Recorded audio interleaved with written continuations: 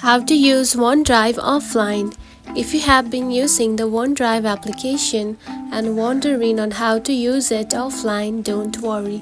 In this video, I will show you how to do it, so let's get started. First of all, open the OneDrive application, just like this. After opening it, you will find something like this on your home screen. Now to access the files offline, tap on the three dot lines at the right corner right here, select it. Then here you can find make available offline. Now turn on this button right here, tap on it. Now do the same to other files as well, just like this.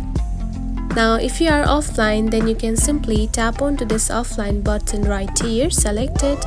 Now from here you can simply use the OneDrive files that you have selected to use it offline. Now do the same process for other files as well. And that's it. This is how you can use OneDrive offline. It is a very easy process, right? If you found this video helpful, don't forget to like and subscribe for more tips. Thanks for watching.